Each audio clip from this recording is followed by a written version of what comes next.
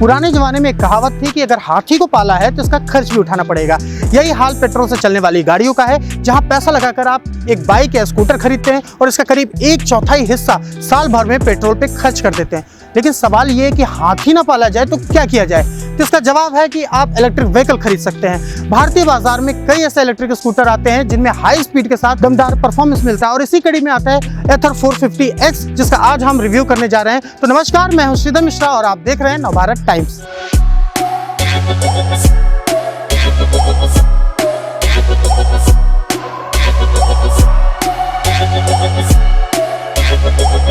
अगर आपसे ये पूछा जाए कि चांद पर आखिरी बार कौन गया, तो इसका जवाब आपके पास शायद ना हो, मेरे पास भी नहीं है, लेकिन हम सब जानते हैं कि चांद पर पहली बार कौन गया।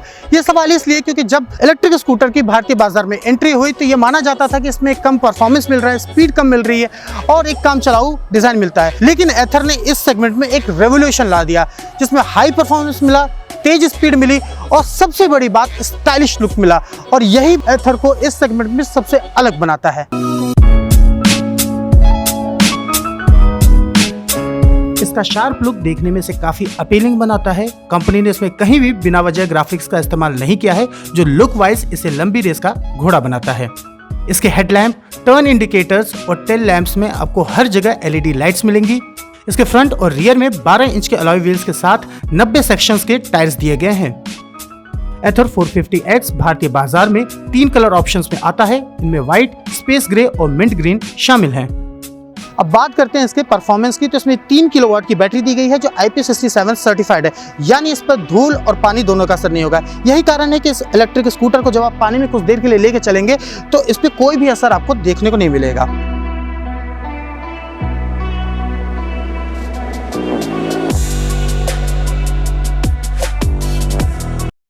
इसका मोटर 3.3 किलोवाट आवर का कंटिन्यूअस पावर और 6 किलोवाट आवर का पीक पावर जनरेट करता है। इसका मोटर 26 Nm का पीक टॉर्क जनरेट करता है। इसको ऐसे समझ सकते हैं कि अपाचे की 204V और बजाज की डोमिनार 250 में भी इतना टॉर्क नहीं मिलता जितना इसमें आपको मिलता है। यही कारण है कि जब एक बार एक्सीलेटर लेते हैं तो जो परफॉर्मेंस आपको मिलता है वो काफी मजेदार है। जब भी आप कोई कार, स्कूटर या बाइक खरीदते हैं तो पहला सवाल यही होता है कि ये माइलेज कितना देगी। वैसे ही जब इलेक्ट्रिक व्हीकल की बात करते हैं तो उसमें ये पूछा जाता है ये रेंज कितना देगा। कंपनी की तरफ से कहा गया है कि इसमें एक बार चार्ज करने पे 116 किलोमीटर का रेंज मिलेगा, लेकिन ये वही बात है कि हाथी के दांत दिखाने के और खाने के अलग है। इसका ट्रू जो रेंज है उसमें आपको 85 किलोमीटर मिलता है।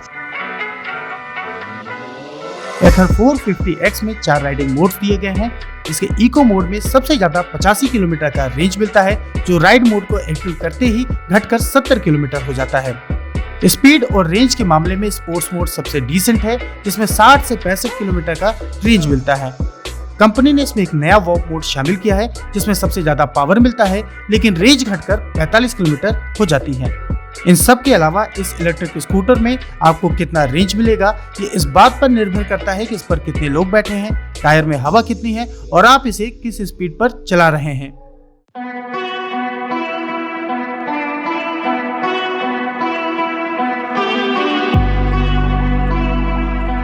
स्पीड की बात करें तो ओला इलेक्ट्रिक और सिंपल एनर्जी के स्कूटर्स में 100 kmph से भी ज्यादा की टॉप स्पीड मिलती है। वहीं एथर 450X में आपको 85 kmph की टॉप स्पीड मिलती है।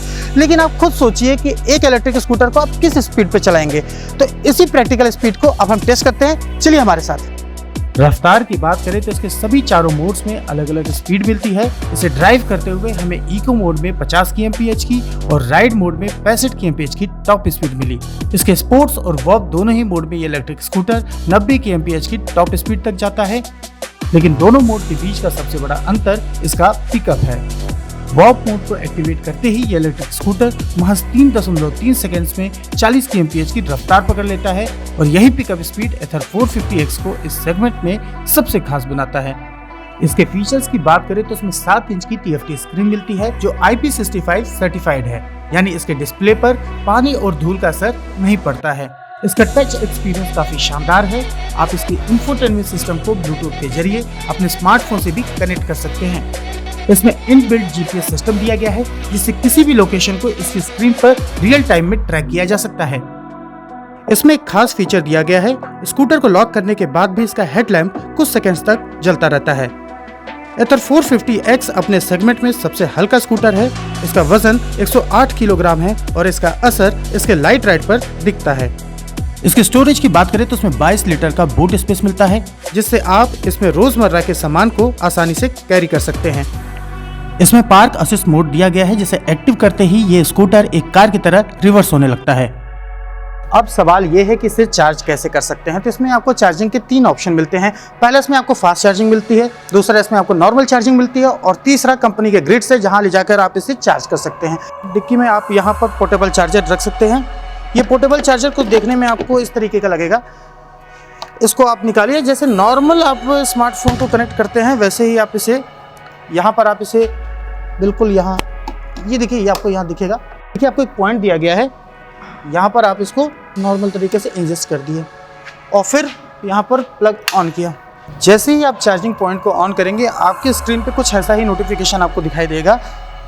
ये आप यहाँ देख सकते हैं, यहाँ पर 99% ये चार्ज हो चुका है और यहाँ रेंज भी आपको दिखाई देगा कि किस रेंज पर अभी आपको कितना किलोमीटर का रेंज मिल रहा है। नॉर्मल पोर्टेबल चार्जर से चार्ज करने पर, इसे फुल चार्ज करने पर आपको 5 घंटे 45 मिनट का टाइम लगेगा, लेकिन अगर आप फास्ट चार्जर की मदद से इसे चार्ज करते हैं तो 1 मिनट में आपको 1.5 किलोमीटर का रेंज मिलेगा। यानी अगर आप 10 मिनट इसे फास्ट चार्जर से चार्ज करते हैं तो आप 15 किलोमीटर इस इलेक्ट्रिक स्कूटर को चला सकते हैं।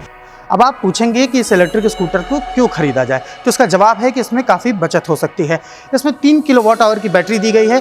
1 किलोवाट की अगर चार्जिंग करने की कीमत अगर 6 से 10 रुपये मान लीजिए, मैक्सिमम 10, तो 30 रुपये में आप इसे फुल चार्ज कर सकते हैं। यानी 30 रुपये में आप 85 किलोमीटर चल सकते हैं। अब अंदाज़ा लगा लीजिए कि 30 रुपये अगर आप पेट्रोल से चलने वाले स्कूटर पे लगाते हैं, खर्च करते हैं, तो कितने किलोमीटर चल सकते हैं।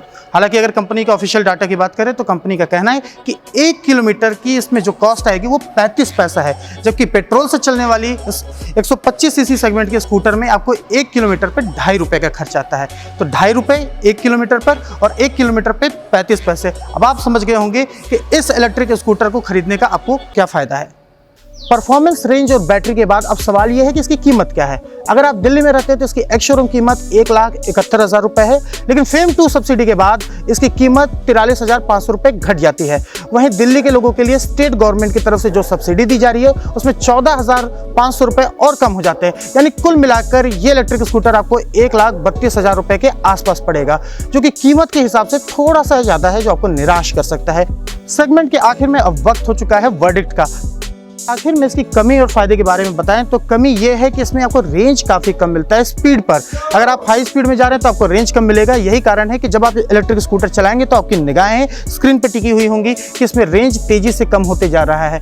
यानी अगर आप इसके वॉक मोड में चलेंगे तो आपको 45 से 50 किलोमीटर का जो रेंज मिलता है वो आपको कहीं ना कहीं एक जगह आकर परेशान करेगा, आपको एक फुल राइड का मज़ा नहीं देने देगा। और दूसरा यह है कि इसकी कीमत इस सेगमेंट में काफ़ी ज़्यादा है, जो आपको थोड़ा निराश कर सकता है। लेकिन सबसे ज़्यादा फायदे की बात यह है कि ये एक सक्सेसफुल इलेक्ट्रिक स्कूटर है। इसके कई मॉडल बिके हैं और ये लोगों के भरोसे पर खरा उतरा है।